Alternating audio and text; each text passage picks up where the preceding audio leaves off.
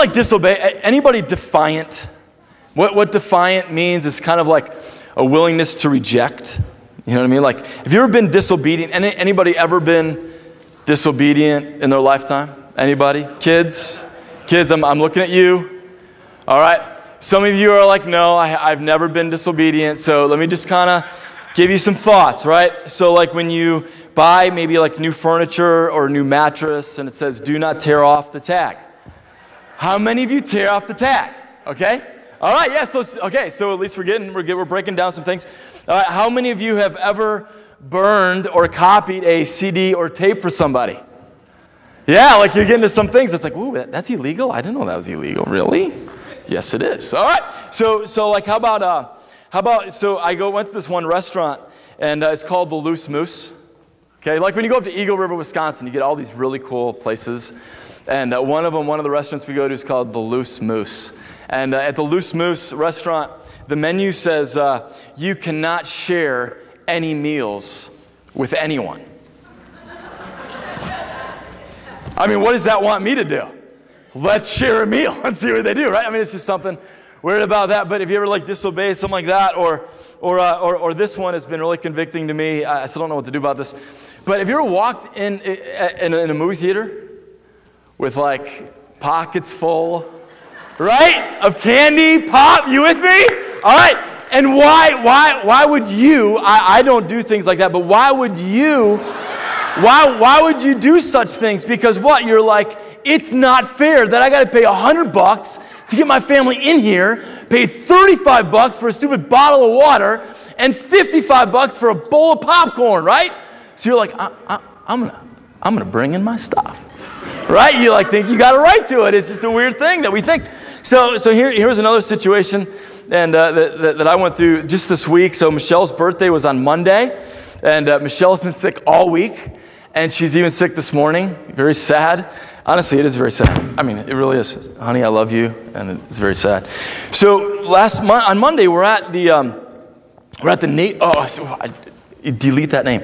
We're at a pool. I'm not going to tell you which pool because I want to go back. So we're at this pool, and my kids have been like waiting to go to this pool for a long time, and they just want to go on the diving board.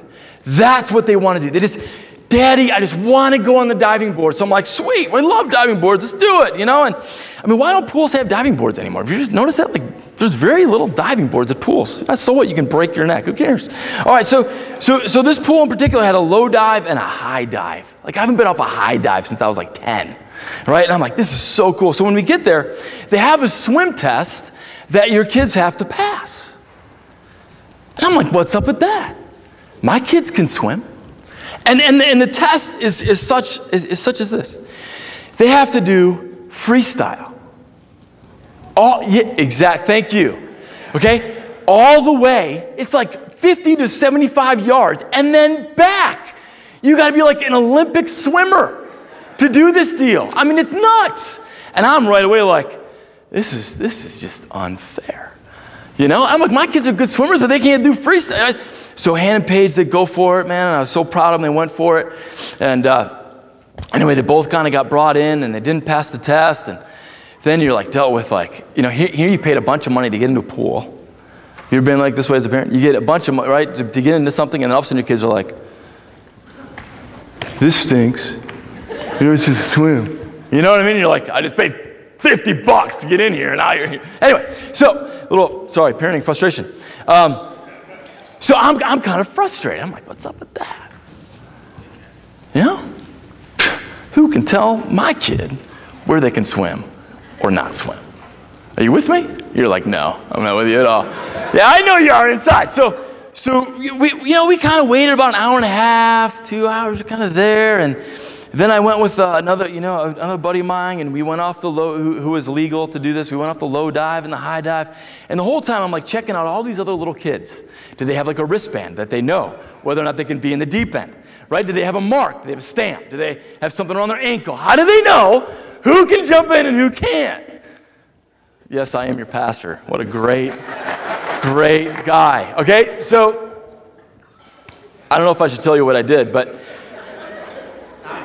all right, so we'll have confession, there's communion. So No, I'm kidding. Don't do that. Okay, so I did. So I was like, we're doing it.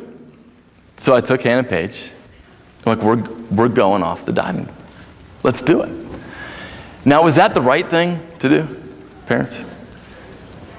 Yeah, I love you. No, it's not. I've been convicted about it. It wasn't the right thing to do, but I did it anyway. And this is why I did it, though. I thought the test was invalid. I thought I had some right to it. I didn't care, right? I didn't respect that person or organization that put up that rule. I was not in relationship with the pool, so I did not care.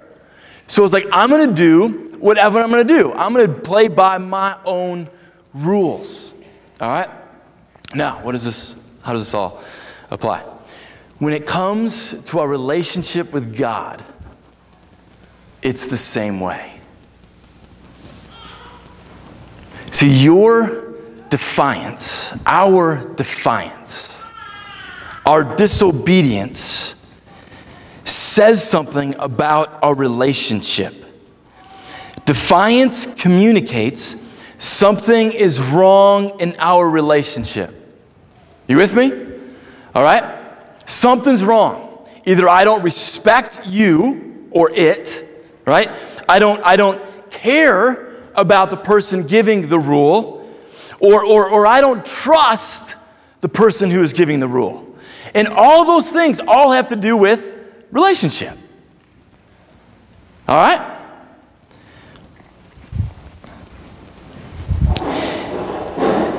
And in our walk with God, in our relationship with God, the same is true. When we begin to disobey God and what He has for us, there's something up in your relationship with God. When you think, you know what, that whole rule of, or like, what God kind of set up as far as, giving back to God, whether with my time or my finances, that whole thing of giving, whatever. Well, what are you saying? You're saying, God, I don't trust you. I don't trust for you to provide. That's what you're saying. You know what? I can cheat on a test. Right?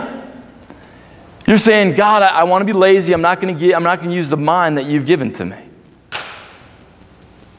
When in any situation, when it comes to beginning to disobey what God has set up for us to live in relationship with Him, we begin to disobey, it begins to communicate something is wrong in our relationship. And for Solomon, we're going through the sermon series called Torn.